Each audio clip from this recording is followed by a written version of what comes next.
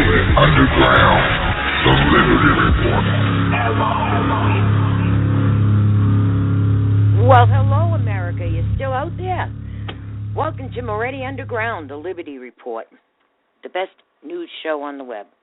Today's Monday, April 27th, 2015. It's 8 p.m. on the East Coast, and we're reporting live from the studios of PRN Radio Network. That's the exclusive home of the Watchmen of America program. Hey, Watchmen. I'm Joanne Moretti, and my great co-host Scott Fararello is here with me, too, and we appreciate you tuning in. I'm racing through this, by the way. Our chat rooms, both at Blog Talk Radio and right here at PRN Radio Network, are open for you. A few of our awesome colleagues, Lynn, AstroTurf, and Famous Anna, are in the chats putting all the links, articles, sources, and documents in there, so you have them all available to you, and I think they're going to be really busy tonight. Thank you, ladies, for that nice courtesy. Our colleagues are more than just people in a chat. They're the best researchers, journalists, analysts that I've ever met. So please say hi to each other when you get into the chats. You may even run into several of our colleagues over there. Today, man, do we have a lot of news to share with you. We're going to have some analysts and some important facts to share, and we'll be doing live updates on what's going on in Baltimore. The show is somewhat controversial, and we may get a little rowdy tonight because things are really that crazy. But I just want everybody to know, that we're not going to swear or do any of that stuff, but it's still probably a PG-13 rated show.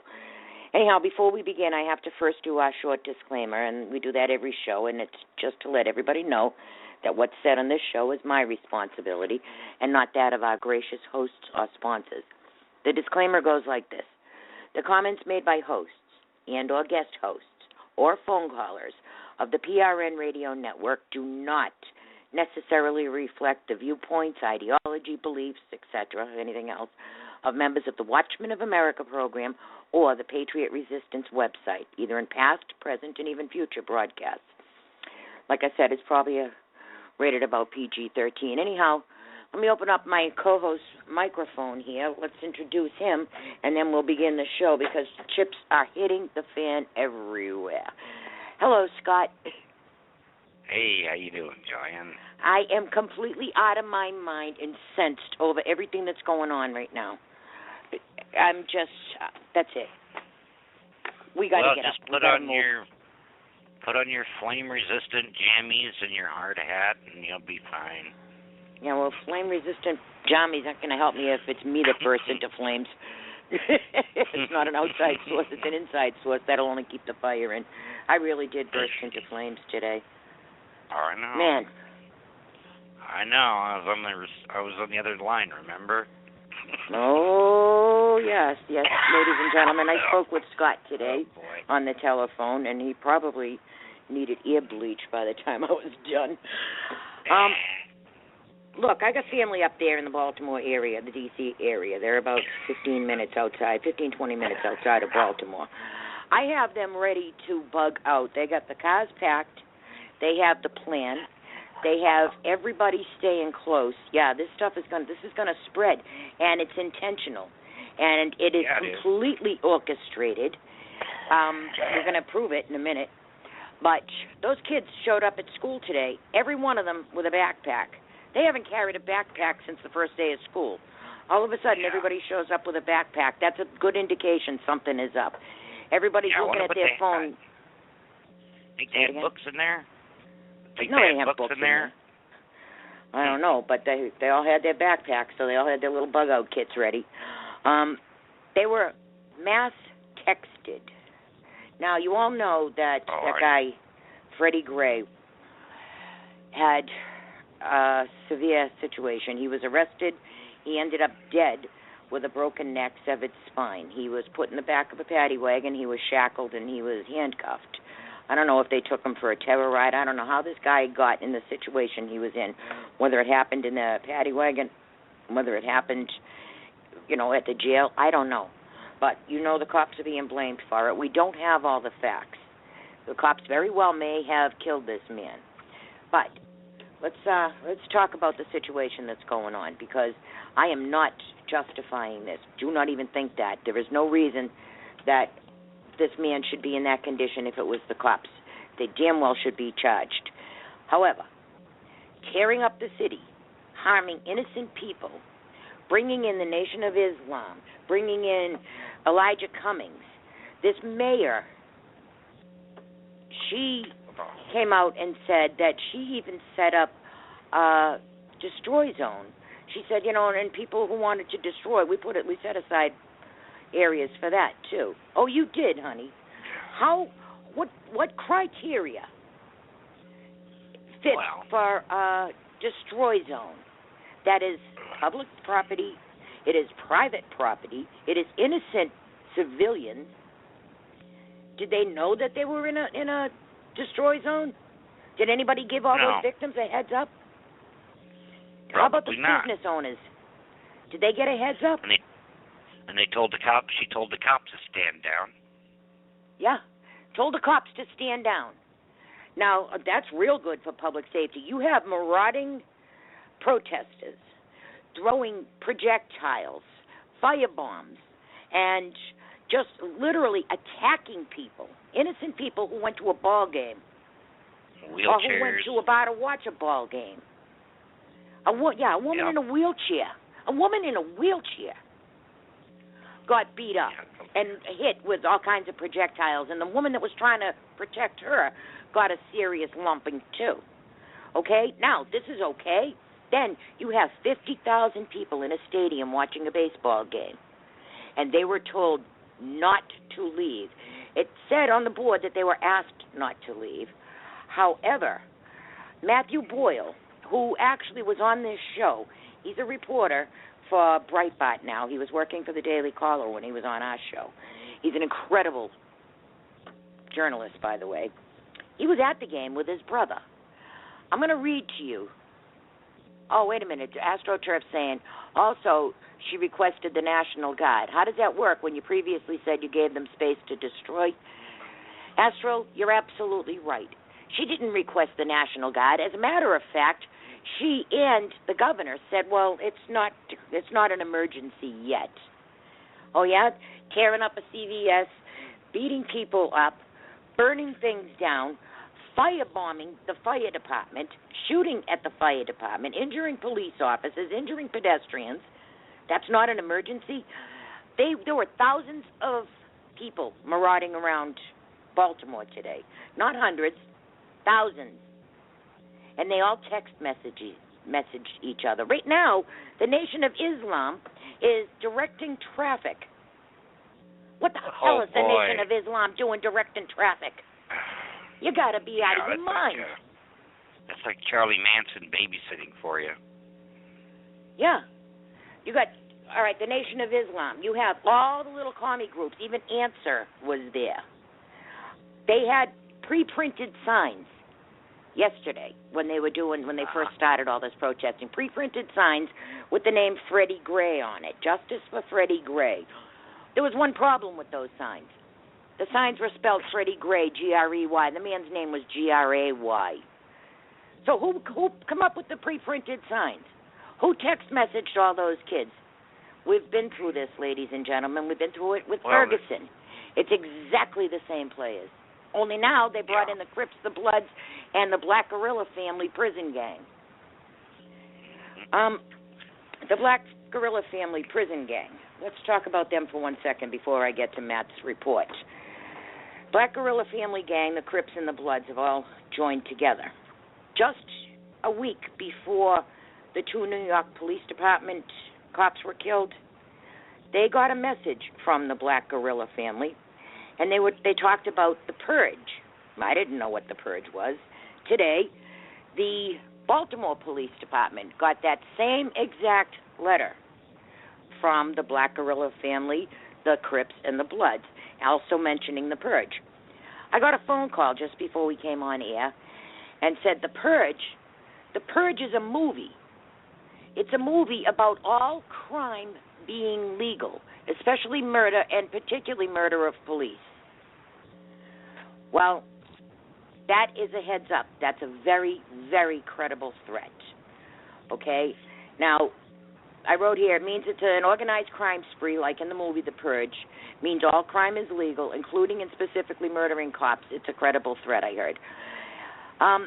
Denise, our colleague, also a host on tomorrow night's show, posted an article. She says, as we watch police vehicles burn in Baltimore, as we learn that the mayor, Stephanie Rawling Blake, allowed designated destruction zones for this militant Occupy movement going on in Baltimore, there is more going on. The Nation of Islam is on the way to Baltimore to have a human wall. But what's more important to remember is the 2 dead New York police officers. Most terrifying, in 2012, the state of Maryland published an in-depth gang threat assessment, and the Black Guerrilla family is included. Hello, Mayor. What the hell are you thinking? As the Daily News reported, an undercover NYPD cop learned of a Black Guerrilla family plot to kill NYPD officers on December 5th, 3 days after a Staten Island grand jury decided not to indict Officer Daniel Pantaleo in Garner's chokehold death in July. At least 10 BGF, that's Black Guerrilla family members, were preparing to shoot on-duty police officers. Sergeants Benevolent Association President Ed Mullins said at the time, Ismael Brinsley was from Baltimore and a member of the Black Guerrilla family and went to New York and killed 2 New York police officers. So, ladies and gentlemen, I would absolutely believe that this is a credible threat. Now, Mayor of Baltimore, Stephanie Rawling Blake, she stated during her press conference that she gave an order to have police stand down and allow the destruction of property. Keep in mind, the mayor, they told people that they needed to stay in a ballpark because they couldn't protect the protesters. So they illegally detained law-abiding citizens in order to give space to those who wanted to criminally destroy Baltimore. You gotta be kidding me. And, you know, ladies and gentlemen, since when does that happen?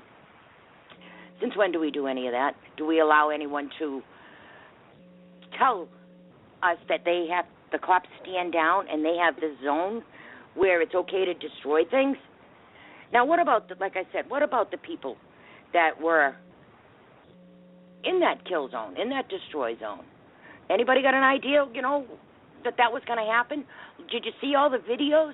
The videos of things being thrown? How about the one that flipped me out the worst was the photograph of a man crouched down with a knife in his right hand, ready to swing it at a man who's standing with his hands up in a defensive position. Is that what we do nowadays? That's what the zone is all about? There were no police there, just a bunch of marauding maniacs and innocent victims, including, like my co-host just said, a woman in a wheelchair. Now, the mayor just came out and said, well, I didn't mean that it was a destroy zone. I'm going to play this for you. It's a short 44-second video. Okay, it's audio for you people. But I'm going to play this for you, and you tell me what she says. And I've made it very clear that I worked with the police and instructed them to do everything that they could to make sure that the protesters were able to exercise their right to free speech. It's a very delicate balancing act because while we tried to make sure that they were protected from the cars and the other things that were going on, we also gave those who wished to destroy space to do that as well. And we worked. Did you hear that? We also gave people that wish to destroy space to do that as well. Yeah, so now, here's a woman who's the mayor of the city. They're standing there with the police commissioner and the Nation of Islam and Elijah Cummings, a congressman, saying that they gave people a destroy space. Isn't that private property, private businesses, civilians? Since when does she get to just hand over private property and private citizens to people who want to destroy them? Aren't the police supposed to protect others, protect and serve? They backed off. There were no cops. Did you see all the rioters and everything? That was yesterday. You should see what's going on today. Yeah, I know. I see that. They're burning CVS to the ground. They're stripping a liquor store. That should help, have them all liquored up by the night. Yeah. And now they've called in the National Guard. So here's your choices. Big surprise. Here's your choices. You can either go for martial law or you can go for chaos. Those are pretty false choices, if you ask me. Order out of Now, chaos, Susan, and they called the National Guard in with Ferguson, and the mayor told them to stand down, remember? Yeah.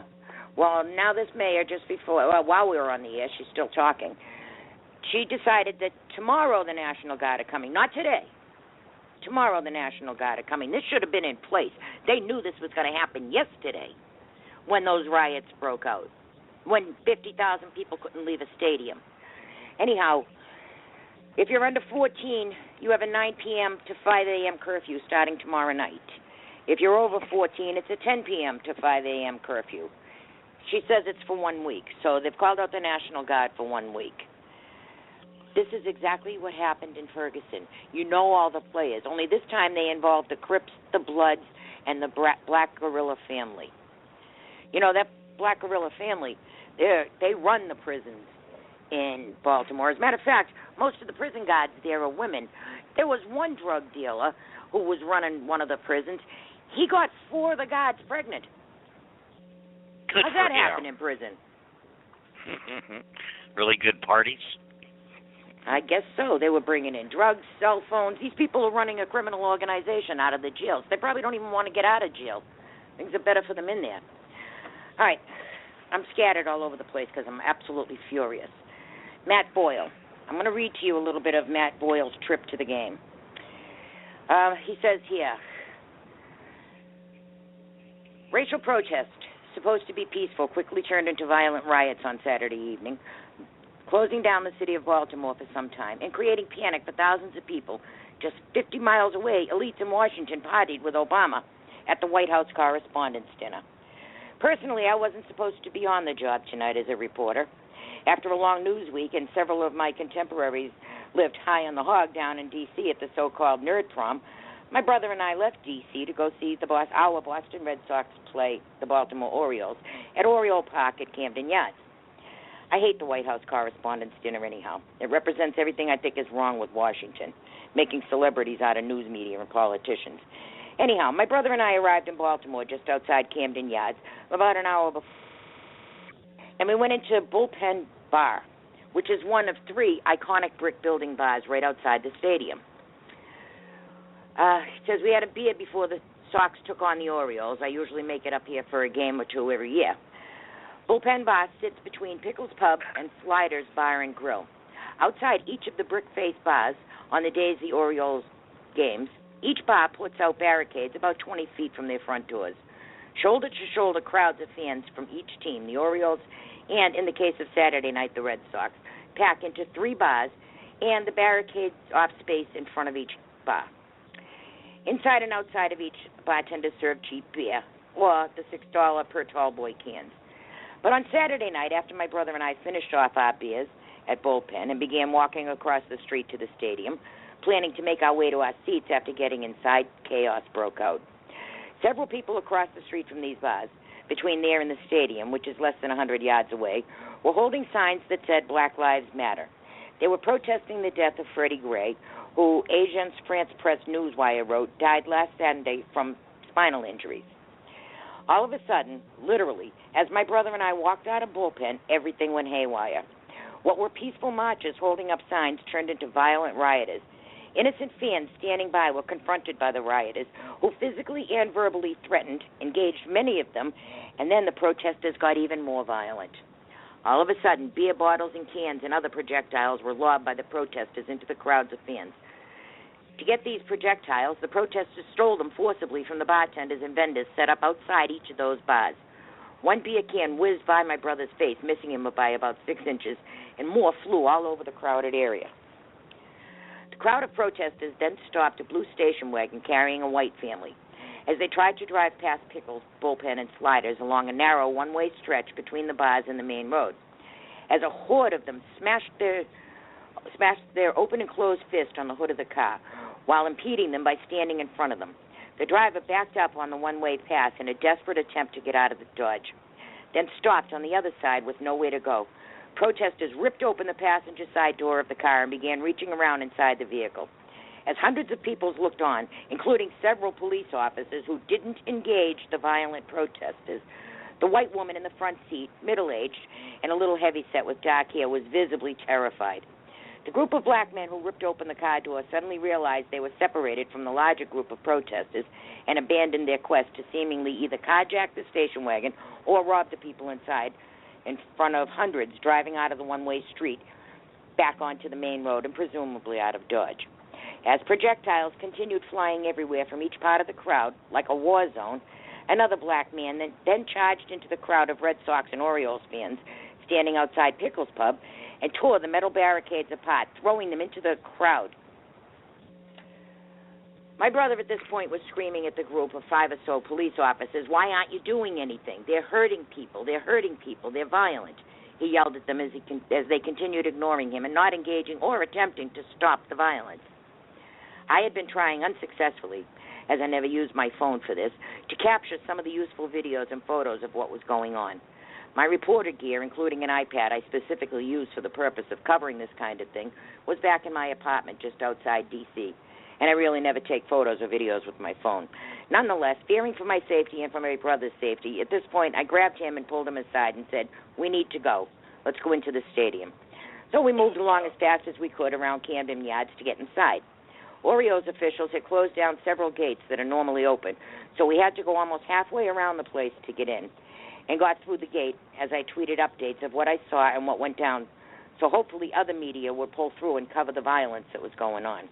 Anyhow, he goes on. He says the game started without a hitch, and while fans buzzed and hissed back and forth in discussion about the insanity going on outside, it all seemed to be fine and mostly under control.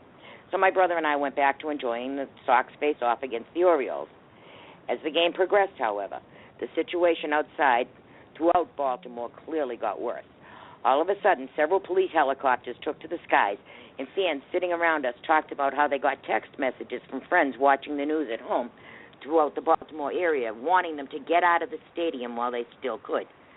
The game was close, and about 9:45, 2 hours and 45 minutes into the game, an announcement came over the loudspeaker at the stadium. The mayor of Baltimore, due to a public safety emergency outside, had asked everyone inside to stay at the stadium. The Red Sox had just tied what was a 3-2 Baltimore lead in the top of the ninth inning, and it was headed to at least the bottom of the ninth and perhaps extra innings. So we went to run to the bathroom together real fast and then found the gate right there. E1 was locked, and several Orioles staffers were standing in front of it. I asked one of them if we were allowed to leave, and they said no.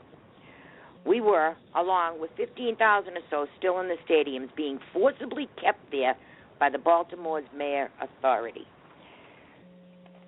They told them, don't even try to go through that gate. So they were being held there against their will. So now you have all these thousands of innocent people trapped in a stadium. They said they were asked to stay there. Oh, no, honey. Let me tell you something. If you are with all those thousands of people and you are locked in a stadium and prevented from leaving, you are under martial law. So while the innocent people were being locked into that stadium, the people outside rioting and marauding were in a destroy zone. Wow. It's like a free speech zone, except a lot worse. Matt's brother was begging those cops to help those people, and they did not make a move. That's called a stand-down order, ladies and gentlemen.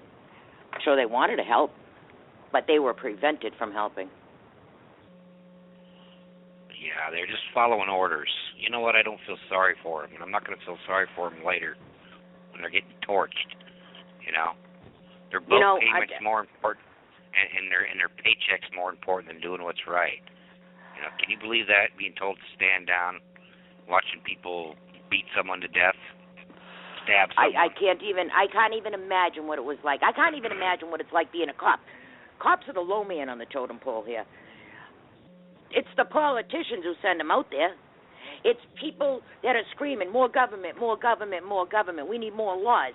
Oh, there ought to be a law against that. They pull out the boogeyman and tell you, oh, yeah, you know, we need a law against this. Well, those laws, every single law they pass doesn't protect you. It protects those politicians from you. They got stupid laws. And then they send the cops out there to shake people down. Look at that guy that was killed in New York over loose cigarettes. They wanted the tax money. And then when the cops stopped hassling people and collecting all that revenue, they got all over the cops saying, well, we need the revenue, so you got to go back out there and start hassling people. Every law they make is just a revenue source. And that's there was no revenue source yesterday. That's what they're there yesterday. for. There is nothing in their handbook or training that says that they are obligated to protect and serve the public. That was just a slogan they put on the side of cars to make you feel better about it. Well, your tax money comes out of your pocket to pay for this protection, the police protection. And when the mayor of the city, who is their boss, stands them down, right there, maybe they should have arrested the mayor with their powers of arrest. And maybe they should arrest Elijah Cummings. And maybe they should go after the Nation of Islam. And maybe they should go after Soros and all these little commie groups. You already saw it in Ferguson. We have, everybody out there has done amazing, wonderful research on what happened in Ferguson.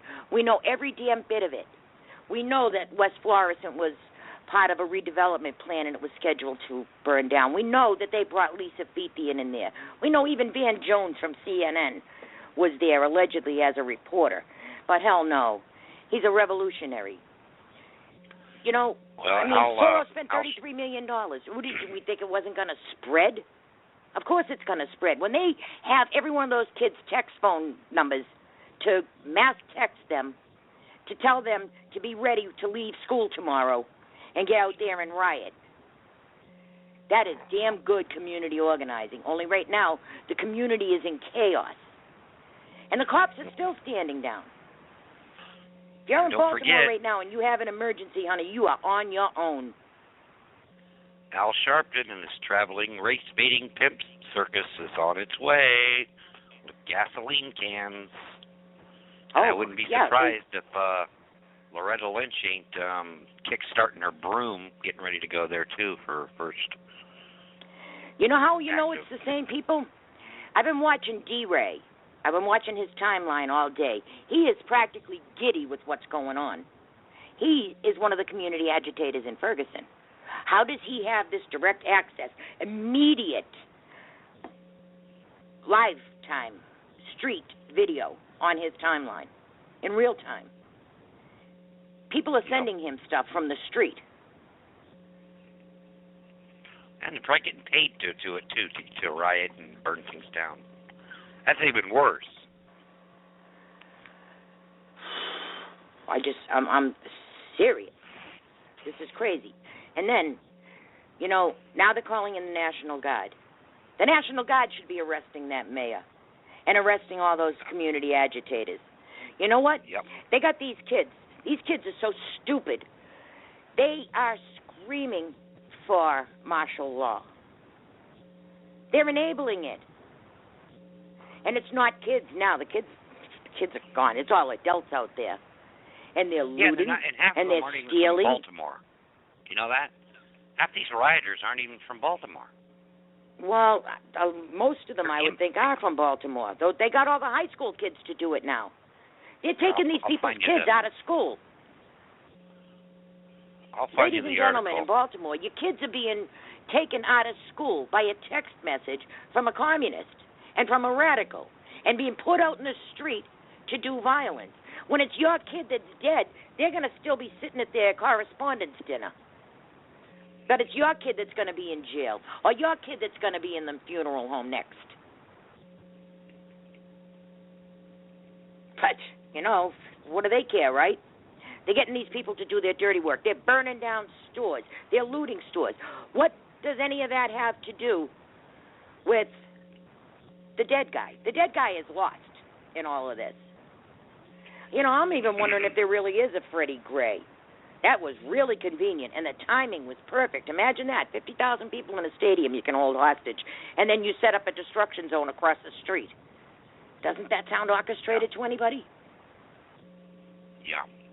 How convenient. Well, I'm just wondering if they're not clearing out certain areas so they can rebuild and then implement illegal aliens or Muslim refugees or something. There's got to be a bigger reason behind it. Wow. You know? Kelshu just said, who's Wayne Dupree? He said that while reporting on Greta that it looked to him like the whole thing was planned. Actually, I'm friends with Wayne Dupree. He's a black man. He's a conservative. He's actually a pretty good blogger, journalist, too. Yeah, of course it's orchestrated. It's exactly the same orchestration, only now, not do they just have the kids, but they brought in the Crips, the Bloods, and the Black Guerrilla family. Nation of Islam. And the Nation of Islam. The Nation of Islam, they overlap. But, yeah, Malik Shabazz, he was there. He's been there right along. Al Sharpton's on his way. I don't think Holder will be around, but I don't see Loretta Lynch making any type of noise. Oh, she will. She's probably getting all her papers in order, you know. She's got to make this look good. It's her first day on the big stage. Yeah. She's going to go put in Wayne Dupree. Wayne Dupree is News Ninja. I forgot to mention that part. He's a really good guy. This is just, it's absolute insanity now. You know, that credible threat now, that's true. They're going to kill cops. If the Black Guerrilla family says they're going to kill cops, I guarantee you they're going to try. And it's not just in Baltimore, because the Black Guerrilla family actually started in Los Angeles. So didn't the Bloods start in Los Angeles too? Yeah, I think both of them did. Both. Yeah, well, the LAPD now and other police departments in major cities are all on alert. There's a blue alert that went out.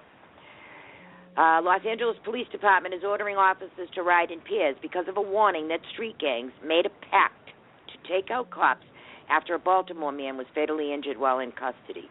LA officials said they made the call to issue the so-called blue alert out of an abundance of caution and until they can assess how serious the threat is. Oh, that's a very serious threat. They don't put out a threat like that unless they intend to carry it through. That much I do know. Well, this is probably the call for federalizing police. Of course it is. That's another thing I wanted to talk to you about. Is yes, they're going to federalize the police. How can they not federalize the police? The police can't handle this. They're calling in all kinds of units from all over the place. National Guard's not going to be there till tomorrow. Baltimore's burning now. So they're going to let it burn. And they're going to let as many people get hurt or killed or property damaged and things burned down. And the fire department is under attack. They start a fire. They call the fire department out to put the fire out. Here's these guys completely unarmed trying to put a fire out, and they're getting things thrown at them, rocks and bottles. The fire department said the hell with it and left. Well, they got there, and they were putting out the blaze, and the rioters were puncturing holes in the hose to the water, to the fire hydrants. Oh, they were puncturing holes in the equipment? In the hoses that go from the fire hydrants to the building, you know. Oh, my God. Now, if their grandmother was trapped on the 4th floor and they needed a hose to hook to a fire hydrant, how are they going to get the grandmother out? So, and if you're in a fire and you're on the 4th floor in Baltimore, honey, you ain't getting out. You are not going to get out. There's no help coming. Not tonight there isn't. The cops have all they can do to protect themselves. And you think it's only Baltimore? It's already been Ferguson. It's already been New York. Now it's in Baltimore. What's next? Atlanta, L.A., Philadelphia? Of course. And you all know who's behind it. Every one of you out there who listens to this show knows who's behind it. The same usual suspects. Obama was yucking it up at that party the other night, playing a song called I Don't Care during the riots. Yep. See that? Yeah, and then he had his bucket list. Yeah, buck him. Yeah, I sent you something in your message box there. Check it out. Yeah, well, I'm telling you right now, Man punches fire hoses as firefighters attempt to put out a CVS fire in Baltimore. Oh, my goodness. This is from the Blaze. An individual in Baltimore punctured holes into a fire hose Monday evening as firefighters attempted to put out a blaze that had engulfed a CVS store. You know, when they put that fire out, I'm wondering if they aren't going to find that poor pharmacist who locked himself in a vault. I wonder if he's still in there. By now. I don't know. I posted a video of that whole pharmacy going up in smoke. There's no way. I don't think there's no way he could have got out. I don't think he could have got out either. Now. Well, that'll be the first trophy. Is the poor pharmacist? You know, these people gone to work. People like this mayor, they don't care. They consider it collateral damage, like in any other war conflict. Have you seen this mayor? I don't want to say it, but that woman is as dumb as a bag of hammers. She even has that I'm as dumb as a bag of hammers look on her face. When you are a mayor of a city and you come out and say, well, we gave them a place to destroy. What the hell? No, you don't have the authority to offer up someone's private property or safety. This isn't a cool-down room with the Play-Doh and the crayons. Or Paddington playing on the theater because you can't handle the American Sniper. This is real lives that were put in danger by the mayor. Hey, it appears we have a call, and this number looks familiar. You want to screen that call while I rant a bit? Yeah. 317? Which? 317. Yeah. All right, anyhow. So then, Ulsterman puts out a DC Whispers. When he said that the White House played I Don't Care, they really don't care. Hello? Wrong one. All right. Okay. I don't know how that happened because you're on screen. Yeah, I know. I don't either. All right, here, I'll help you.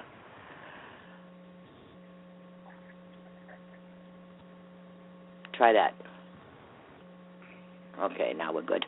All right, anyhow, I'm sorry about the delay. Anyhow, Ulsterman says, as riots again threaten Baltimore, following the death of 25-year-old Freddie Gray from a spinal injury allegedly suffered while being detained by Baltimore police. Following Mr. Gray's April 12th arrest, Mr. Gray died a week later from his injuries after falling into a coma. Media coverage was somewhat muted initially, but now as the threats of widespread riots escalates, so too is the media coverage with one significant omission. Baltimore is a city government dominated by African Americans, from the mayor to the police commissioner, as well as its police department. And now it's being whispered that the always media-savvy Obama White House and its media czar, Valerie Jarrett, have issued an unofficial decree regarding the media's potential riot coverage. Okay.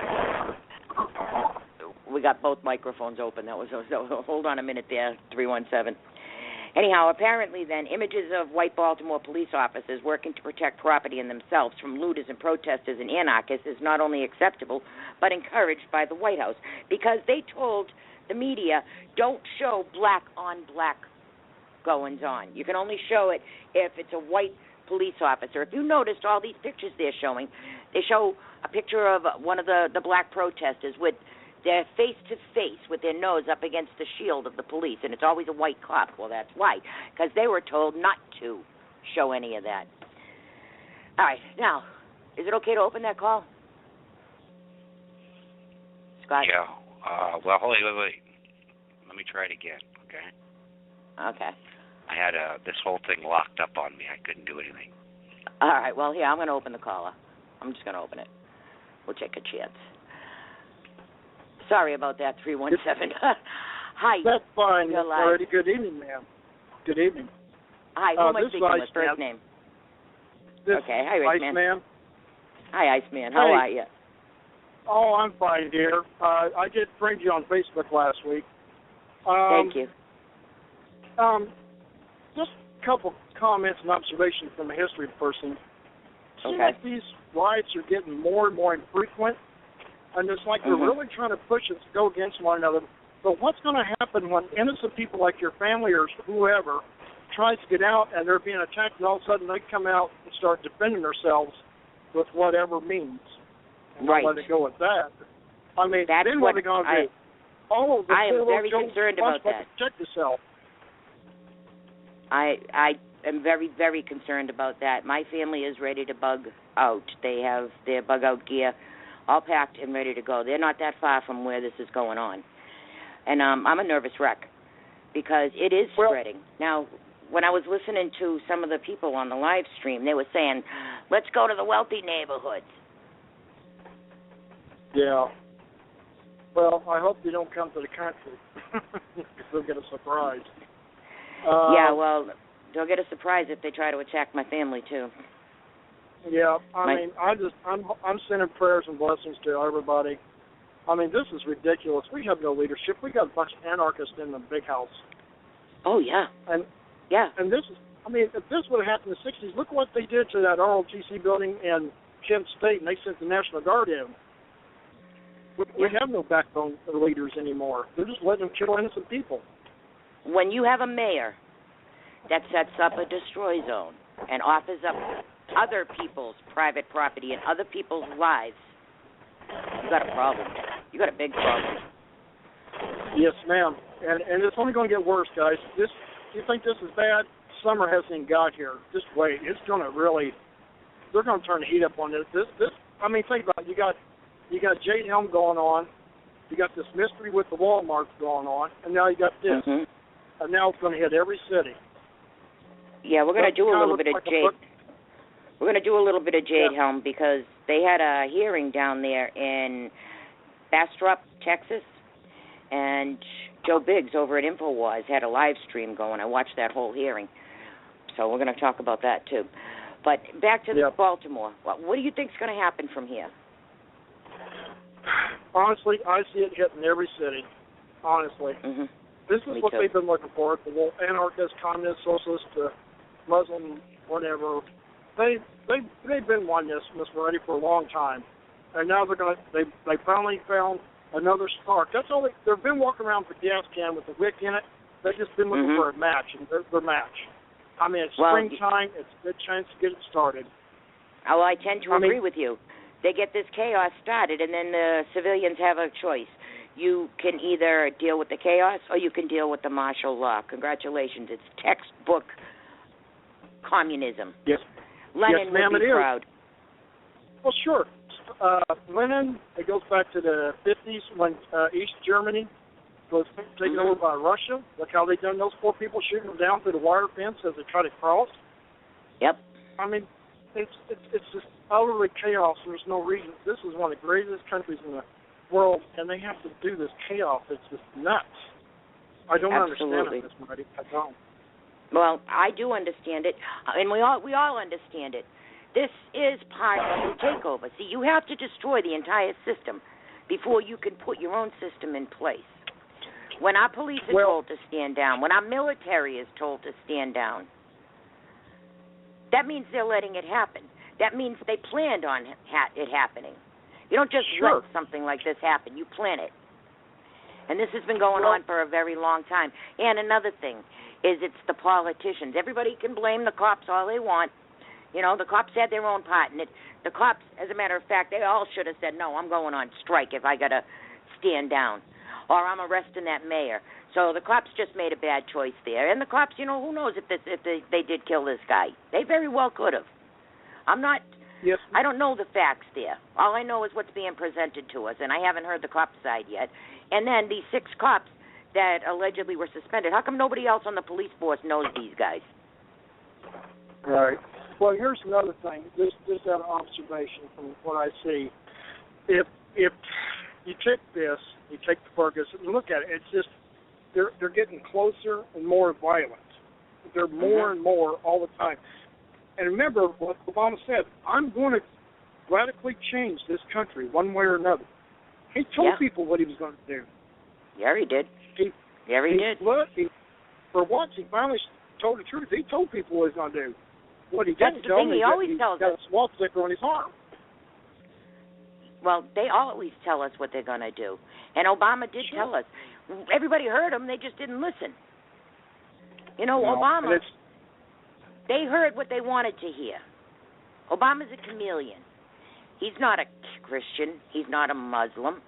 He's not even an American. He's whatever he needs to be at the time. He even changes his accent. Sometimes he's a Deep South preacher. Sometimes he's a black hoodlum. Sometimes he's an elite white Harvard graduate. Whatever he needs to be at the time. That's what Obama is. What we do know is and he's probably giggling his little buns off right now at what's going on. This, to them, is success. Even that Sally Cohn, the liberal, she was on Fox for a while. She's over at CNN. She's a full-blown liberal. She was saying, yeah, well, we know, that the riots are bad, but you have to listen to the message and you have to feel what exactly is, the other side's point of view. Oh, yeah? What happens? You want to see the mothers all crying with their kids are dead in the street? Because I guarantee you tomorrow we're going to see the faces of somebody's mother. He was such a good boy. I called him and he told me he wasn't even at the riots. But he's dead now. Or you're going to hear about some dead cop or a dead pharmacist. That's some crap. Yeah. Well, Hillary does the same thing. She goes around and has a black accent and a southern accent and whatever she happens to need for that evening. They do it because it shows, it builds a rapport with whatever crowd they happen to be pandering to at the moment. Mhm. I think I just mistakenly put Iceman back on hold. Iceman, I'm sorry. I didn't mean to put you on hold, man. I clicked the wrong button. Yeah, but that's all right. If you want to talk, press 1 to shut off that flag, and then press 1 again, and it'll come back on. I'll see it. Otherwise, thank you for calling in. Scott, we have another caller, and this number I know, so I'm going to open up this microphone. Area code 318, you're live. Yeah, I just wanted to tell you that the Baltimore police just put out a tweeter thing. It says, we are asking for the media to assist us in relaying this message. Due to the large number of juveniles in these violent groups, we are asking for parents to please bring your children home. We don't want to see anyone get hurt. So that's the Baltimore police wants all media to put that out. Okay, if you have kids out there in Baltimore in the riots, every CNN, one of them's got a cell. Go ahead. CNN had a video about an hour ago of this mother walking out in the crowd in front of the police, grabbing her little juvenile child, teenager, and whooped his butt all the way home. She was like, oh, no, hell no, you ain't playing this game. You get your butt home, boy. Yeah, I want to find out her name, and I want to send her a gift card to a nice restaurant there. Good for her. Good if for there's her. Any left. There may not be any more more if they left have any restaurants left. Well, back to the fire hose thing.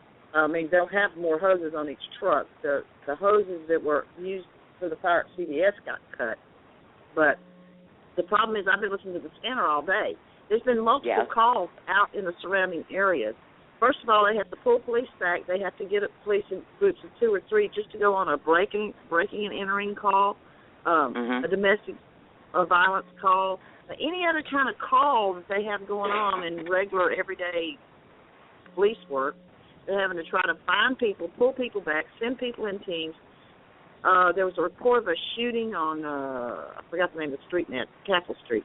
But they never could confirm it because they couldn't get enough cops to get in there to confirm it. Now, the other thing the police are worried about, they're getting these calls, and they're not sure if they're actual real calls or if they're being set up for an ambush.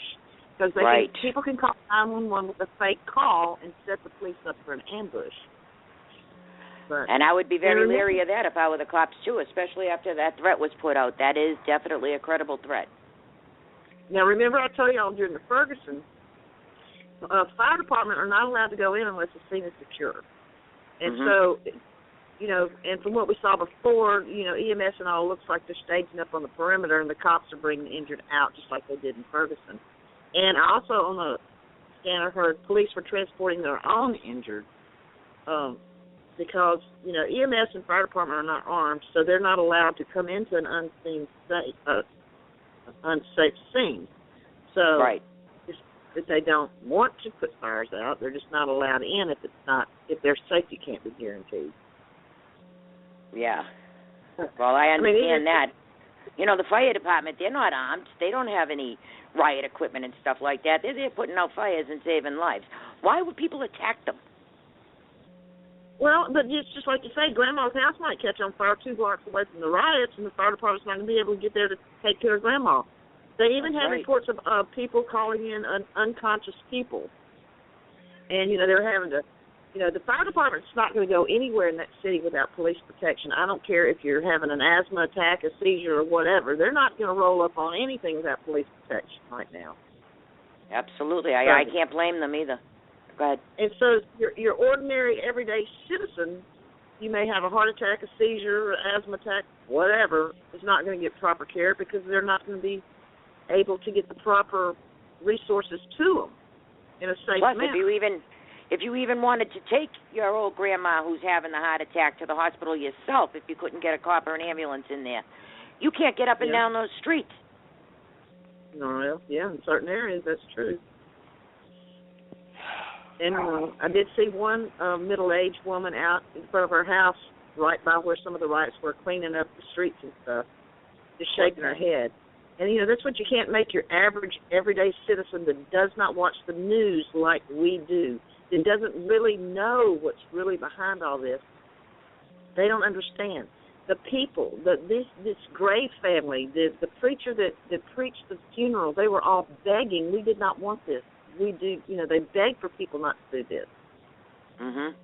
But it's more fun to riot. And those kids, every one of them got a text message. That was a flash mob of violence. Mhm. They all said that they all went to school prepared. So they got the text message yesterday. Go ahead, Scott. If you have a crisis, they're going to capitalize on it, you know, and they don't care what you want and what you don't want. It's no different than, you know, Gabby Gifford trying to capitalize on her own head injury, or James Bree's wife. Same thing. Never let a crisis go to waste. Yeah, well, they said this when they started with the riots. How come they brought their own news media with them? They made the phone call in advance. So this was orchestrated, every bit of it. And we're going to go about proving it. You know it's the same people, the same groups. They even write their name on their signs.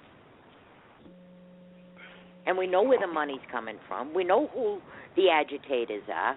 Everybody from George Soros' money to the New Black Panthers, the Nation of Islam, to Acorns, to Answer, to Revcom. That's the Revolutionary Communist Party. Every one of them gets a piece. They've been practicing this and practicing this and practicing this for a year.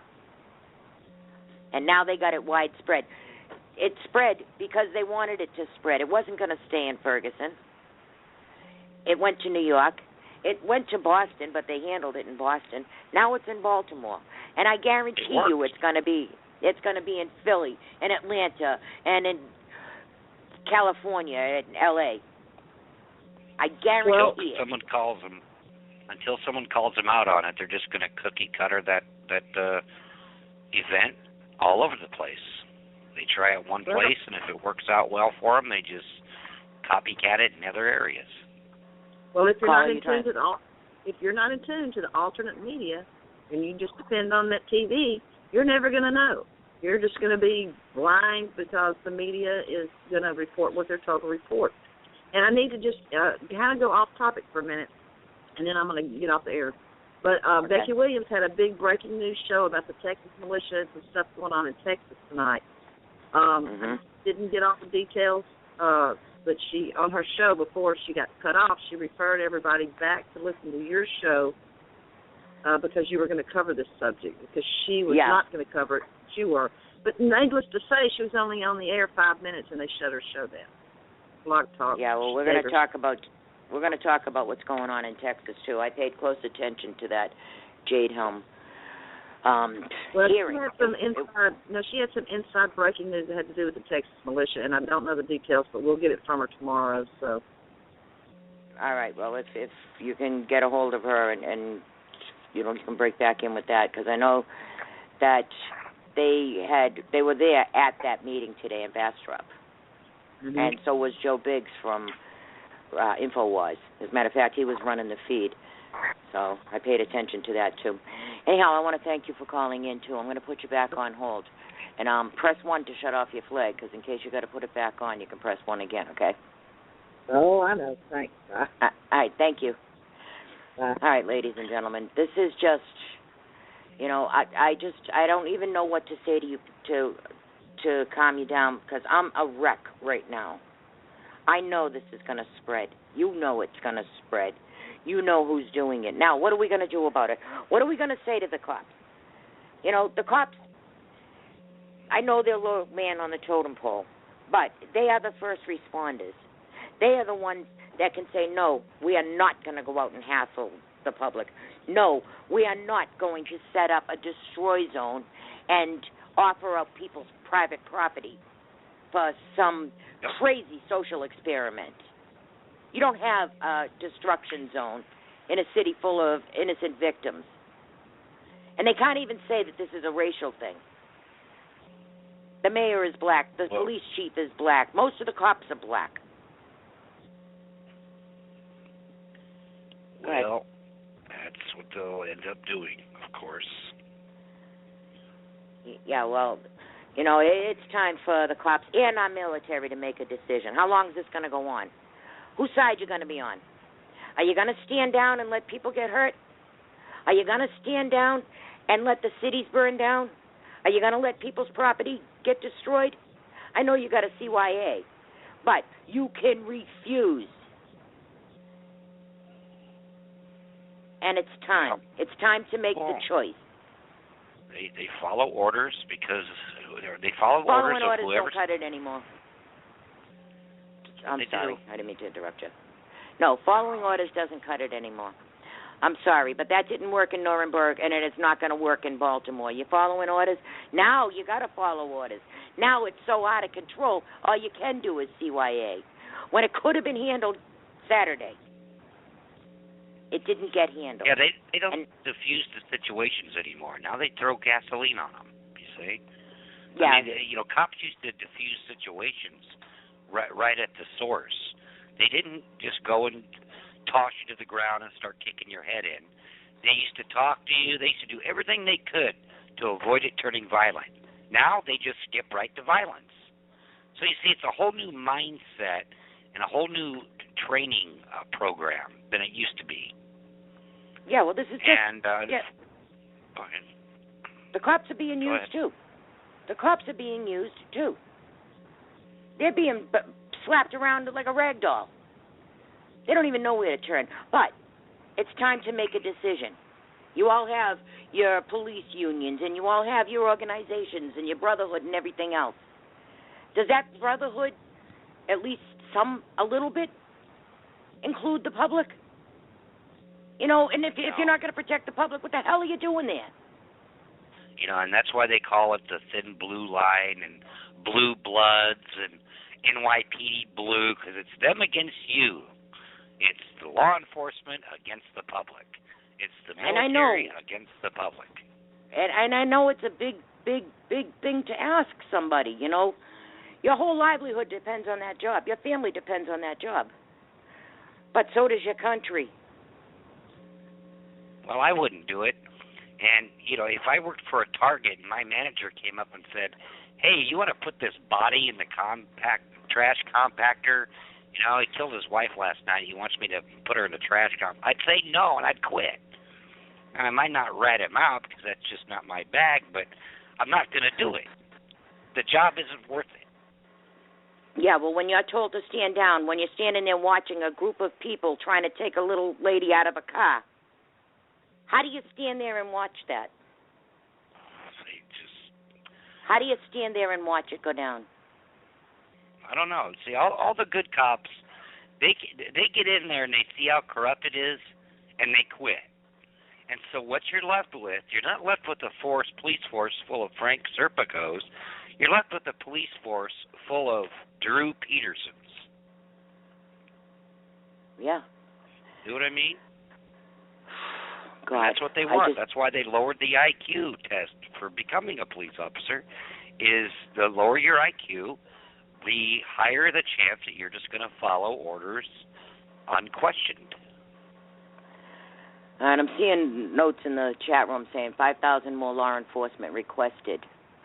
Schools are closed tomorrow. The mayor has talked to the president. Oh, I can imagine what that conversation was like. Oh, he's probably laughing. Good job, we're going to have you down for a Jay-Z Beyonce concert next week. Yeah. They'll be partying in the White House soon. That's another thing, too. Secretary of Defense. That's another thing, too. The game tonight was canceled. Nobody in their right mind would take the public transportation to that stadium and get locked in that stadium and to go see a game. Imagine the lost revenue for the city on that. Now, bad enough the city's, burning down, but they're not even going to have the revenue. What about those bars? What about all those businesses? What about the guys in the street selling the hot dogs and the sausages and the souvenirs and all that? No one cared about them. Long as they had their destroy zone, they were all right? Didn't give a damn who they destroyed. They all need to sue the city, is what they need to do.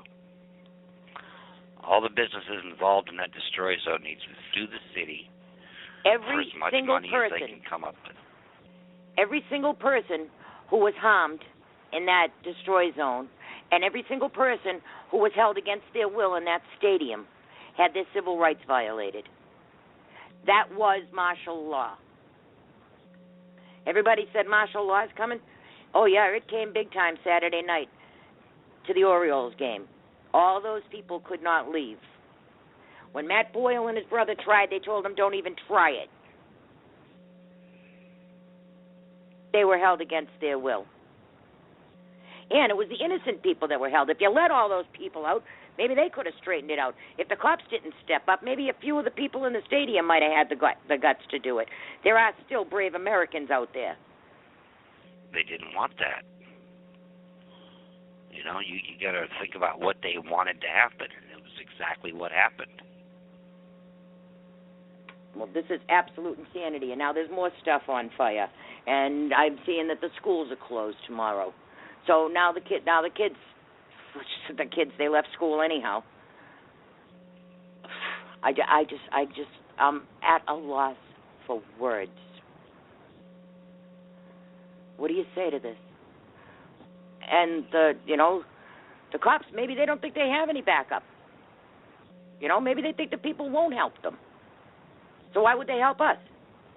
We got to get together. We got to figure out what the hell is going on here and who we can trust and who we can't trust and who's on our side and who isn't. And let me tell you something. If it's anarchy, you all better be able to prepare to take care of yourself and your family.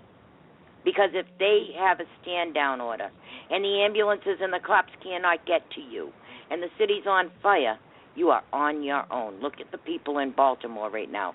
Every one of them is being held hostage. And they want you disarmed, too, so you're even more helpless. Ain't that sweet? Yeah. Do you have any idea how evil this government is? Yeah, well, now's probably not a good time to give up the guns. When you have marauding gangs, burning things, looting things, harming people, assaulting people, maybe now's not a good time to give up your gun. Matter of fact, now's a good time to clean your gun to make sure that it's operational. I am really upset. I am really, really upset.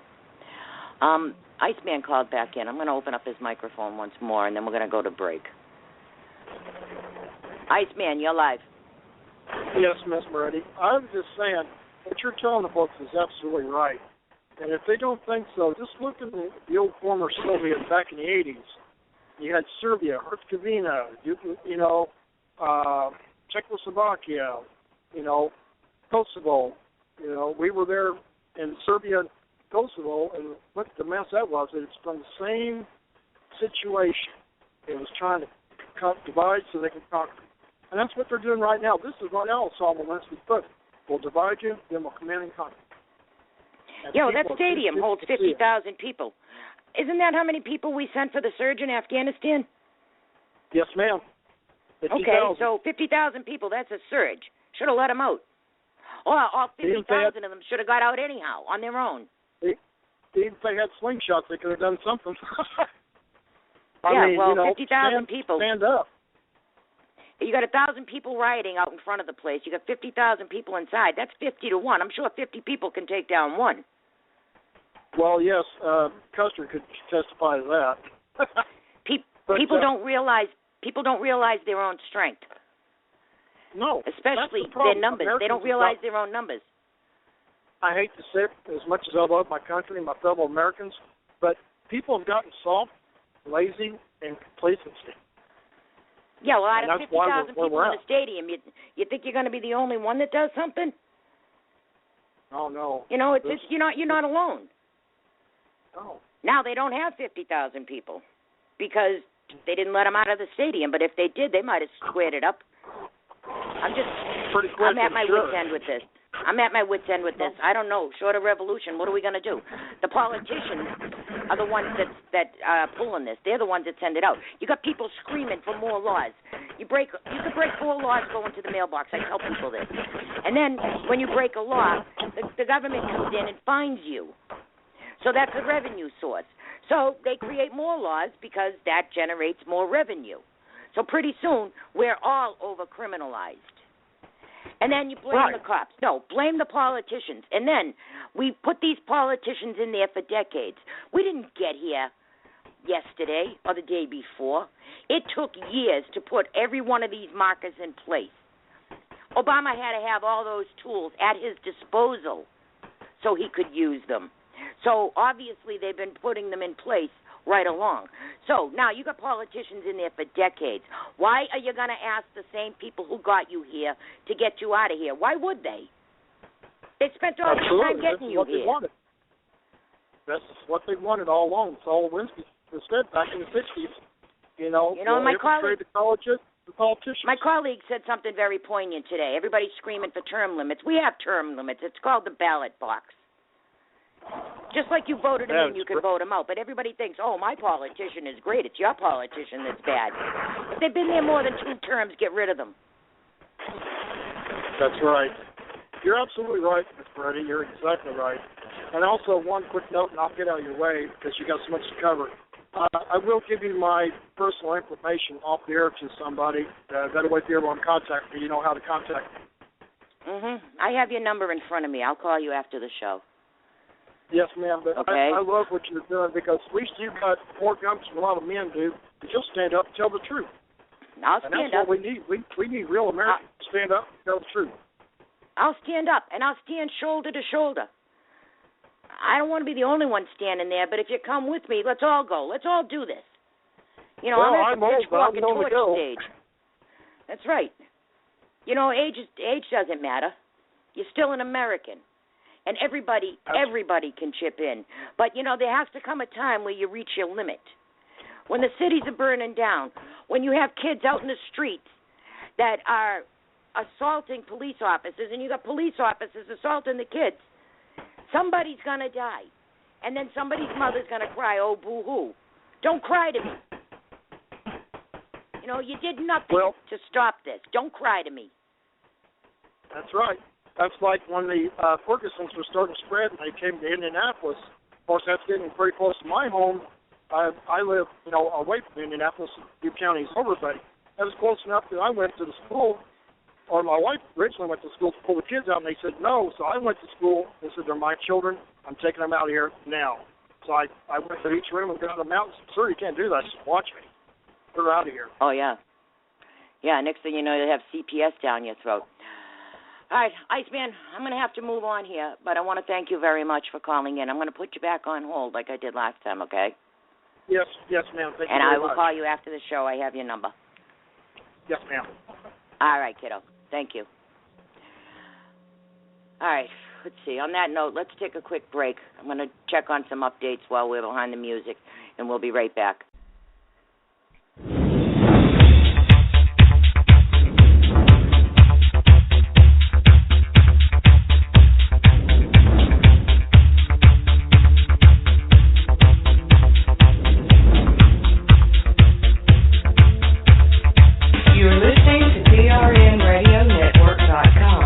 Radio that patriots can depend on.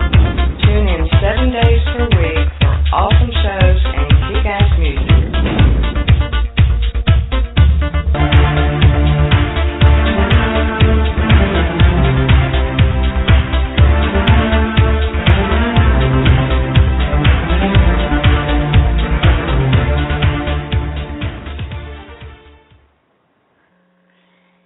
And we are back live. You are listening to Moretti Underground, the Liberty Report, right here at Patriot Resistance Radio Network.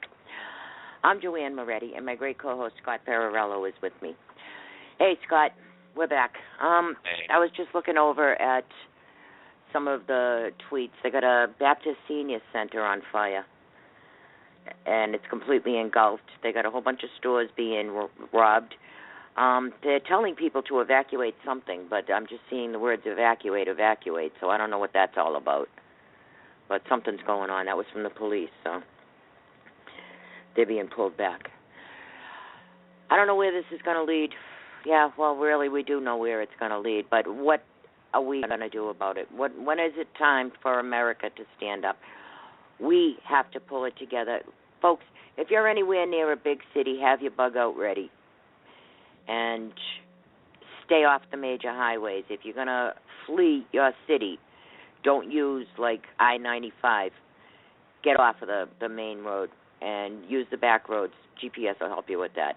But stay off the main roads because, you know, you remember after the Ferguson thing, they were closing down. They even closed down the expressway in Boston. So you have to make sure that you plan your route, too. Don't just get in the car and leave and think you're going to get on a highway and make it to your destination. You're not. You got to learn the back streets. And if you're headed south, you know, go west, then south. Either way is south. You get to the south. But stay off those major highways. Baltimore right now is in total chaos. They're asking for 5,000 more cops from the surrounding areas. You know, the surrounding areas can only give up so many cops, too, because they have to take care of their own residents and civilians. I don't know what to say. The mayor's an idiot. Soros money, he's getting his money's worth out of this. Nation of Islam have taken control, and they told everybody they were in control along with the gangs. So looks to me like Baltimore is lost. The National Guard can come in, and they may stay a week, but that's not going to fix the situation. That's just going to be a practice. When you got the mayor and the cops on the side of the Crips and the Bloods and the Nation of Islam and the guerrillas, you're kind of screwed if you're a law-abiding citizen. This is true. I think that maybe our law-abiding citizens should get the hell out of there. And that lady that grabbed her kid, get him out of there, too. It's time to go. It's definitely time to go. This country is done, all right? It's just starting to burn. As long as we're defeated like that, we're done. As long as we say we're done, we're done. But what if we're not done? What if this is only one city and there's a whole bunch more cities? And instead of waiting for them to start up, how about we get a plan? I'm thinking, I'm kind of jealous. You know, if this is okay and the purge is on, everything's legal, all crime is legal now, maybe some American citizens ought to start marauding in the streets. I'm not saying hurt anybody. I'm not saying burn anything down, but patrol your streets. Cops aren't doing it. The mayor isn't doing it. The government's not doing it. But you can patrol your own streets. It's time. If your family is important and your country is important, you will make a choice, and you will make it soon. And that goes for the police, that goes for the military, and that goes for every citizen. If your country is important, now's a good time to make it. Hey, Joanne? Yes. Is that on my side or your side? Because I couldn't hear you at all. There's a lot of static. Oh, I don't know. It shouldn't be my side. Is my microphone messed up, guys, in the chat room?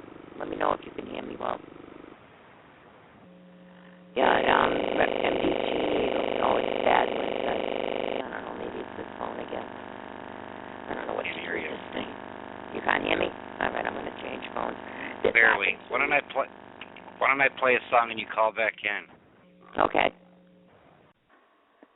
Hey, sorry about that. My phone must have been messed up, or the blog talk was messing up. So I hope you can all hear me now. Thank you for covering for that. You always pick good songs, by the way. Yeah, well, my computer locked up right at that moment. So, they got some dead air for about 30 seconds. No, I heard the song when I came back on. It did play for you. I didn't hear it. Right. Sorry about that.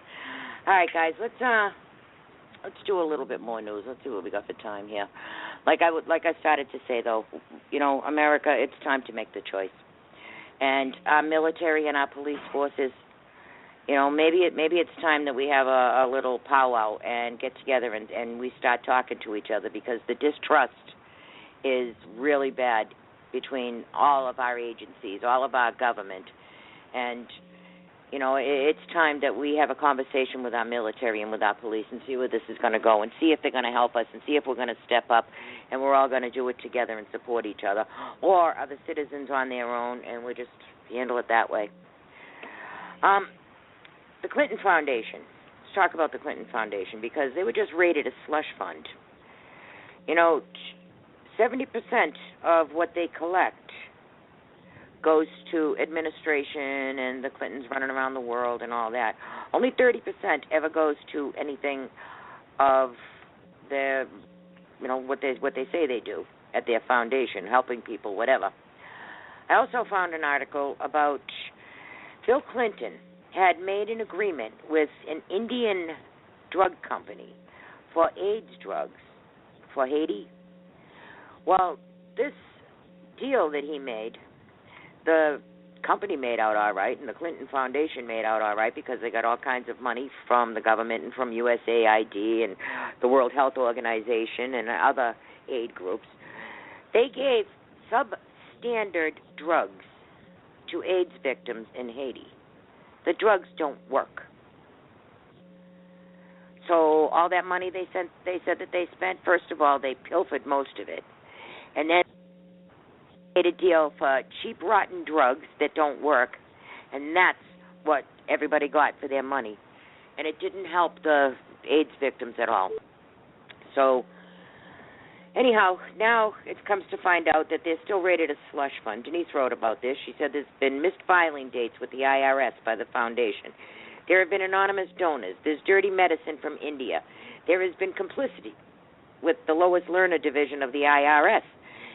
There are government employees with more than one paying job and some very nefarious people hopping in and out of leadership roles at the foundations. So, as a slush fund, who benefits? All of them, globally. The Clinton Foundation finances are so messy that the nation's most influential charity, Watchdog, put it on its watch list of problematic nonprofits just last month. The Clinton Family Mega Charity took in more than $140 million in grants and pledges in 2013, but just spent $9 million on direct aid. So, what do you call that for a percentage, ladies and gentlemen? They bring in $140 million. They spend $9 of it on direct aid. Where'd the other $131 million go? The group spent the bulk of it. Money launder. Oh, yeah. And then the tax forms. The tax forms. How many of you out there would fail to disclose hundreds of millions of dollars in donations over several years to the IRS, and then instead of getting arrested and put in a federal prison, you get a do-over? We're going to redo the taxes? How many of you would get away with that? Then why are we allowing this? Because they're the Clintons? I wrote today, if I have to hear one more word about that lying, conniving, corrupt, thieving politician, I'm just going to puke. She should be in jail, not the White House. And there's still people out there saying, oh, I love Hillary. She's a woman. So what? Are we expecting her to run the country from what's in her underwear or what's in her character? I don't care about her crotch. I care about her character. All right? Don't pull the woman thing on me. I know a lot of women who are much more classy, civilized, honest, have integrity than that woman. She does not. We don't have a choice. We don't get to pick anybody. I mean, you got 320 million Americans, and you think the best American people can come up with is Hillary Clinton and Jeb Bush? No, the powers that be choose which traitorous scumbag you can pretend to vote for every 4 years. But that's because we allow it. We keep deluding ourselves to think that these politicians are going to do us any favor. Hillary Clinton's not a new politician. She's the same old politician. So is Bush. And you know, how many people with integrity you're going to put in that cesspool and expect them to have any integrity for very long? They either fall into the corrupt or they get killed. Well, the only power Americans ever had was to be able to vote people out of office, and that's pretty much not even an option anymore. You know, I mean, there's too much corruption in every segment of the government. Period. That's From what judges to cops to you name it. That's exactly why our founding fathers held a revolution. Do you know that? Tyranny, taxes, oppression. They even wanted to disarm the colonists, and the colonists said no. We even had a whole revolution over that, and only 3% of the population even fought in the revolution. Wasn't that, you know that? Wasn't that the shot that hurt around the world? Yeah. Yeah, it was. Now we got politicians pushing us around. They're telling us our kids aren't our kids. They belong to the state. They're taking them off to mosques and having hajib days. We got politicians who are telling you, I deleted emails that belong to the National Archives and the American people. I deleted them. Well, since when did she get that authority? The IRS, picking on people, going after people for political reasons. Look at what's going on in Wisconsin. They got a prosecutor over there who's married to a union boss. They used what's called the John Doe law to go after political opponents in the middle of the night with a battering ram, pulling SWAT raids on their house and walking out with a cell phone and a computer. And they called the news so that the news cameras would be there getting photographs of all the cops surrounding the house in the middle of the night, like a major drug cartel raid. But the people with this John Doe law were never allowed to contact an attorney, to tell anybody about the raid, because it was part of a secret investigation. No, it wasn't. It was an abuse of power, and it was used by corrupt prosecutors and judges. The judge who signed the warrants to go in on these John Doe raids signed 200 warrants in a day for that. Never read them. Of course she didn't read them, unless she did read them. And the cops went along with it. No, one cop said... Some even kind of felt bad. Yeah, he almost had a conscience. He said, some days I don't like my job. So he knew what was going on, and he knew it was wrong. I'm sure that was, brought real solace and comfort to the family, getting Gestapo'd because of their political beliefs. Yeah. Some days you don't like this job. Well, I hope today's one of them because, something's got to give, guys. You've got the cops knocking down the door in the middle of the night to go against political opponents because they had the nerve to use their First Amendment right and right to participate in the electoral process. And that's why your house was raided? And a judge allowed it? And a cop pulled it off? And a prosecutor started it? That's who's running the country? This is really getting us ready for a global thing, I mean, right now, it's if you speak up against the left-wing commie faction, then they treat you like this. And maybe if we make it to 2016, maybe, Jeb Bush will do that to some of the left. But after a while, it's going to be the United Nations and the people overseas calling the shots are going to make a law for all the world to follow. And if you speak out about it, that's what you're going to get. You're going to get stormtroopers kicking your door in at 3 in the morning, hauling you off without due process, and, taking you to a torture camp or a FEMA facility for re-education. Hillary's fun bus. Yeah. Hey, while we're talking about FEMA camps and escalation, let's talk about Jade Helm for a little bit, because that meeting in Bastrop today, all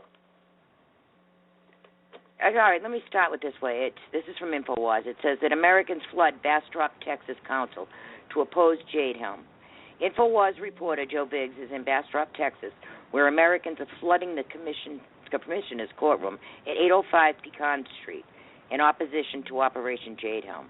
Jade Helm is a challenging 8-week joint military and interagency unconventional warfare exercise conducted throughout Texas, New Mexico, Arizona, California, Nevada, Utah, and Colorado. According to an unclassified military document announcing the training drill, which runs from July 15th through September 15th, the exercise, in which troops will be wearing civilian clothes and driving civilian vehicles to blend in with civilian population, lists Texas and Utah as hostile territory. Well, the commissioner, and there was a guy from the military who was there, was asked about that. They're going to be wearing civilian clothes and driving civilian vehicles. The soldier and the commissioner both said, well, no, this is on private property, and it was volunteered by the property owner. So they're not going to be mixing it up in the public. Well, how are you going to blend in on private property? Who are you going to blend in with on this private property? So that was a lie. And then they said, when somebody asked them about, are you training local law enforcement? And the military guy who was there said, no, we're not. Well, isn't that what they said they were doing? They said that they had given them all this military equipment, and this operation involved 65% local and 35% military training. Well, now they said that there's no local police departments being trained. So now it's 100% military training. Then they tell us about these Walmarts. You know, oh, there's not connected in any way. And they told us that the Walmarts needed plumbing issues fixed. Yeah. Then in Texas, you have MRAPs and helicopters and military buses showing up at a Walmart. Mm-hmm. Funny equipment for plumbers. No, they needed a loaf of bread. Yeah. Or maybe the plumbers are disguised as, military hit squads. Mm-hmm. Well, had to repel down the toilet. The military guy was insisting that Texas is like some of the Middle East countries as far as terrain and, topography and all of that goes, which I could believe that. But they said that that's why they're training in Texas on the private property. Well, that doesn't explain Colorado, Utah, Nevada, California, Arizona, New Mexico, just Texas. Again, that was a lie. This Jade Helm thing needs a much, much closer look. Now, I know, and you know, that they are training for a civilian invasion. They are practicing in civilian populations. They want to blend in. And the military guy even said, yeah, well, we want to blend in. And that's when one of the questioners said, well, how are you going to blend in on private property? That was a good question, wasn't it? And I know everybody's freaked out. I haven't figured out if this is to repel an invasion or to hold an invasion. But either way, the training is for controlling civilian populations and seeing if they can blend in. Anything. All right.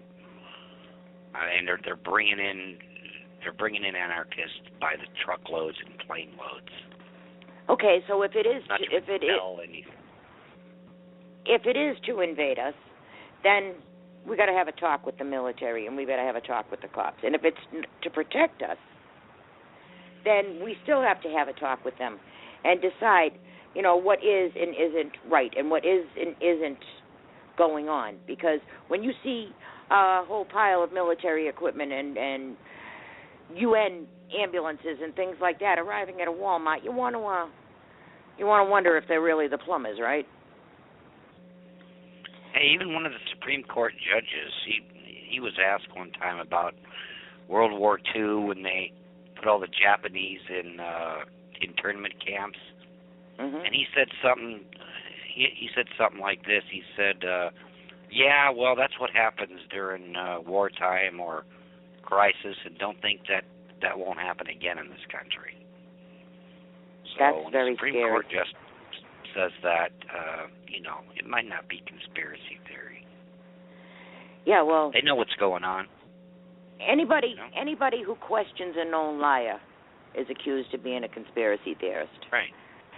So if you question Hillary Clinton, you're a conspiracy theorist, but she's a proven liar. That's what they're trying to ask us to believe. Arch criminal. And, right. I mean, she has been committing felonies for 40 years. And it's okay because she is one of the chosen ones. When you got a president who thinks it's okay to kill American citizens using drones and no due process, well, actually, Holder came out and said, well, we did an executive review, and that is due process.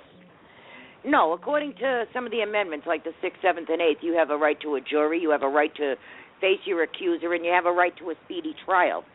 None of that says anything about an executive review being able to override any of that.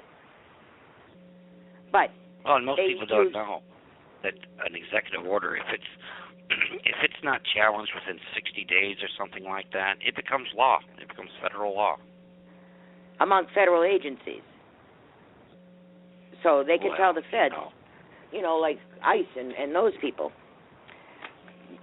They can direct them. They're in charge, and there's nobody that holds them accountable or arrests them or charges them with any crime. And no one has paid for any crime that they have done since Rob Blagojevich, and he was just a fall guy because he didn't get in line. Look what this administration did to Menendez just because the guy didn't like this administration's Iran policy. I'm glad you brought up Blago, though. He gets indicted. And he gets indicted, and Clinton makes him look like a Boy Scout. Yeah, and Blago, he was only selling a Senate seat that was not his to sell. Right. But look at Hillary. Do you know that not only does Russia now own 20% of the United States uranium, they also have the authority to keep the Americans from mining any of the uranium in that deal. Even though they only own 20%, they can still put a stop to the U.S. mining any of it. In the meantime, Russia has been running around the globe buying uranium mines. So now Russia has a monopoly on uranium, thanks to Hillary Clinton, her State Department, and she was on the committee that oversaw the State Department. And Cheryl Mills was on the Ethics Committee. Cheryl Mills, her right-hand girl, she was on the Ethics Committee telling people, well, no, that wasn't a violation of ethics, taking money from foreign donors while you're the Secretary of State. But, of course it was. And then, if you want to get rid of all the nukes in the world, you don't do it by giving Russia the monopoly on uranium. And Russia sells uranium to Iran. So even if you can't sell it to Iran, you sell it to Russia and they'll sell it to Iran. And she sold out this country. That is called treason. It's time people start using that word. And then they think that she's going to be president. The woman committed treason. Who's been charged with that in the last 100 years? Anyone? No. I can't remember. And as far as our border goes, the ICE director said that Obama trumps the law. ICE Director Sarah Saldana told a subcommittee of the House Budget Committee that a directive from Barack Obama trumps congressionally passed laws.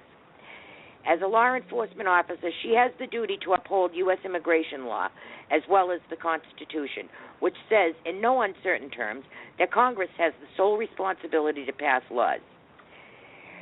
If I had policies or directives that were contrary to the law, I would understand if they didn't want to follow them. I would expect them to follow the law first. Saldana told Young that she disagreed with that statement and passed it off as any executive who instructs a subordinate in any company in America. Young passed up a prime opportunity to put that statement into perspective. He should have asked her if an executive could order a subordinate to rape the head of the secretarial pool or face the consequences. After all, Obama threatened ICE workers that failing to follow his illegal orders would have consequences for them. If somebody's working for ICE and there's a policy that they don't follow, there's going to be consequences to it. That's what Obama said. And she said that she doesn't consider that a threat. If you don't follow my orders, there's going to be a consequence. That's not a threat.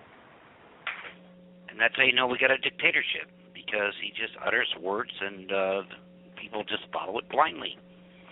And you have no checks and balances. You have nobody stopping the guy. You know, people went out, they voted, they put in all Republicans in the House and Senate to stop this idiot, and they've done nothing. They've given him a green light and a blank check. Yep. And you all know that Loretta Lynch was confirmed, right? We had 10 Republicans help to confirm her. You know, I want to talk about that for a second. I don't think they should have confirmed her. But if they didn't confirm her, who would Obama have chosen in her place?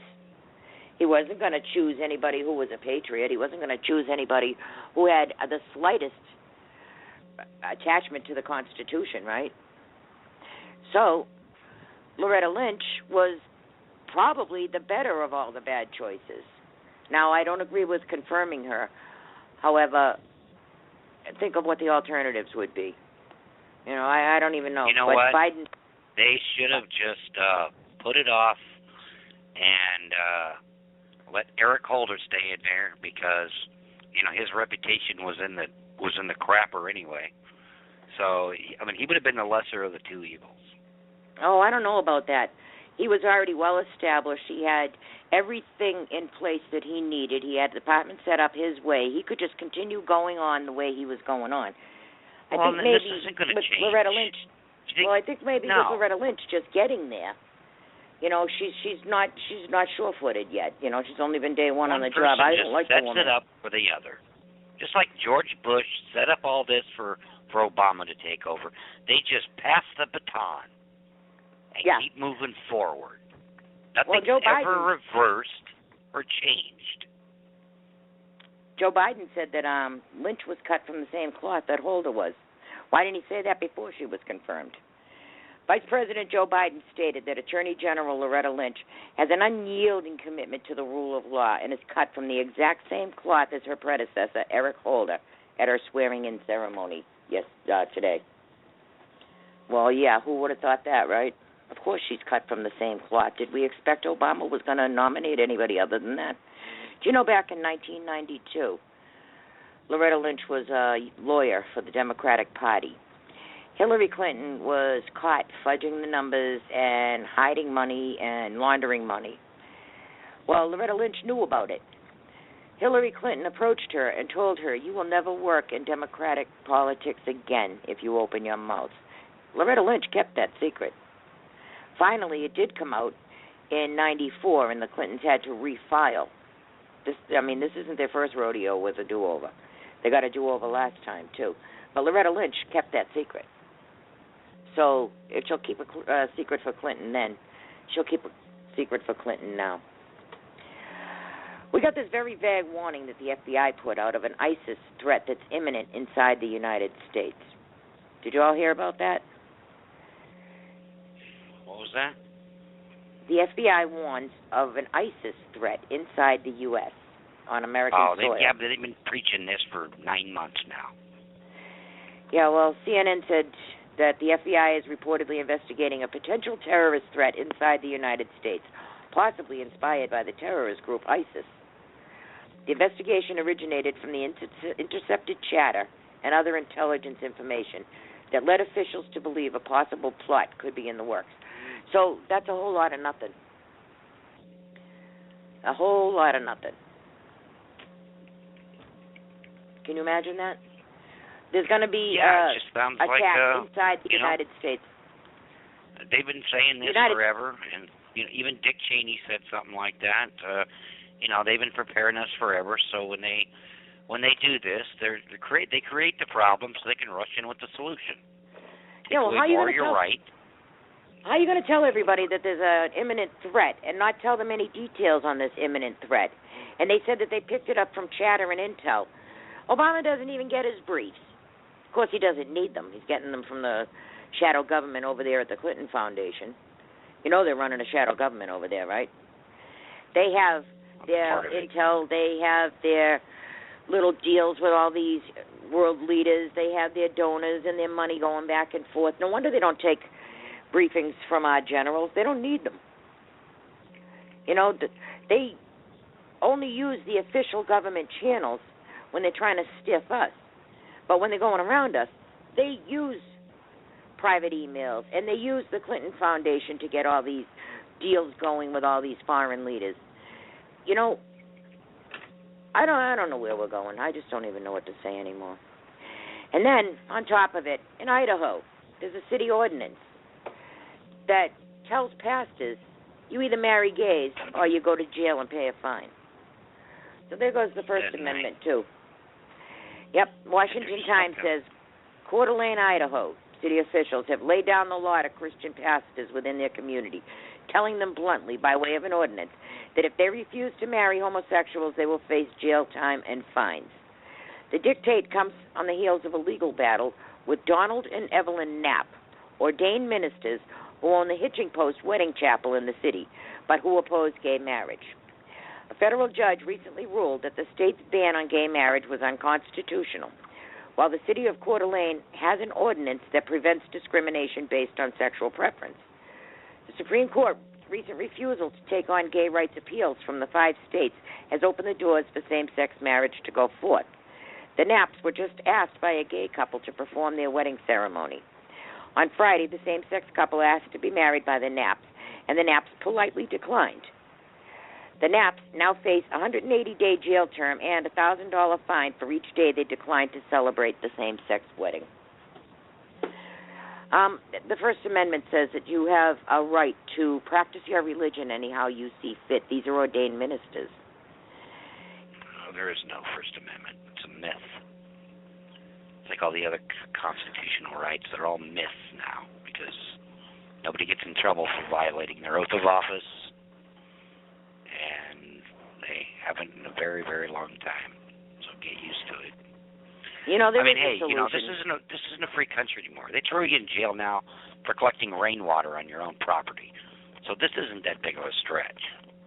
I'm thinking that the pastors should sue the gay couple because I'm thinking that those pastors were specifically targeted because they were pastors.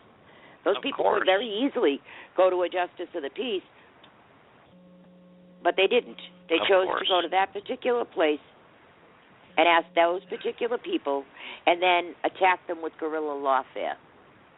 I didn't say warfare, I said law, L-A-W, fare. And that's what they're doing. They are targeting pastors. Now, there is a solution to this gay marriage thing. If the government is in the business of issuing marriage licenses, they have to issue a license to everybody, right? But if you're married by a civil servant, just call it a civil union. Leave the pastors alone. What is it with these people? Why are you specifically attacking people of faith? You know dang well you're not going to change their mind. And why should they?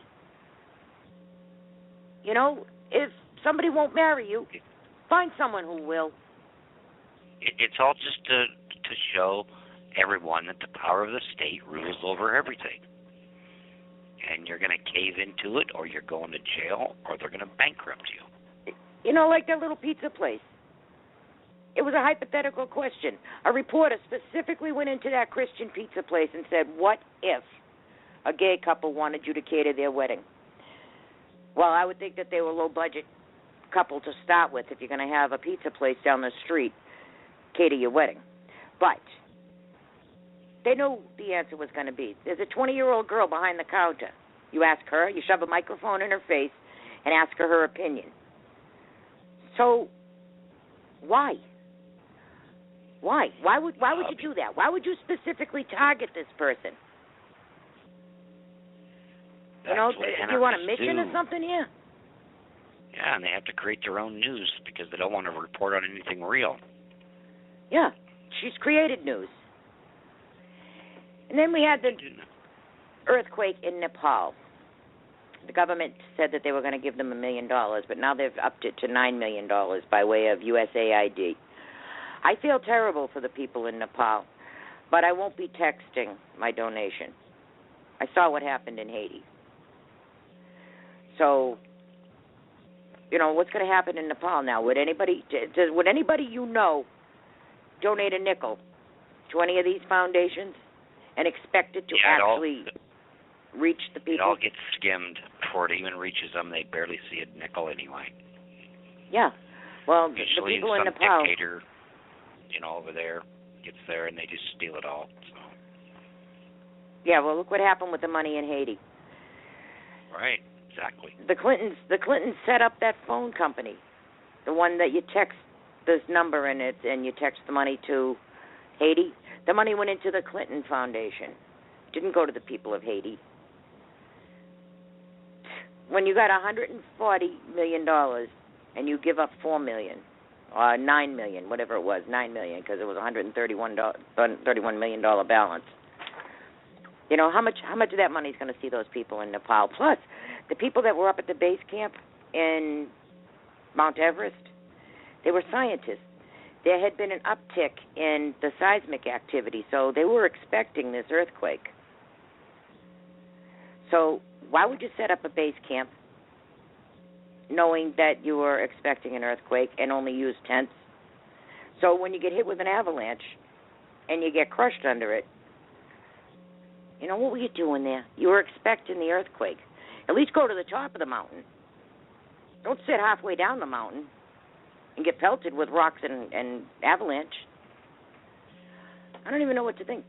Mount Everest, of course it's a challenge and you want to be there, but if the scientists are there saying that it's going to be an earthquake. And also we got 9 volcanoes that have become active too in the world. Have you seen that? The one in Hawaii, the lava table, has almost reached the mouth of the volcano now. And you got thrill seekers over there looking down the mouth of the volcano into the lava pit. Why would you be there? And then when they get hurt, we're going to say, oh, my God, they got hurt in a volcanic eruption. What were they doing there?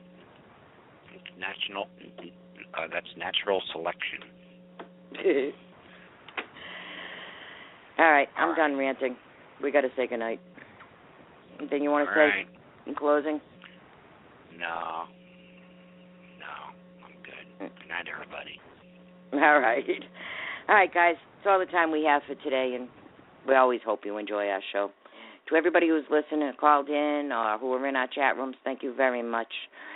A special thank you to my wonderful colleagues, Lynn, Anna, AstroTurf, and as always, a very special thank you.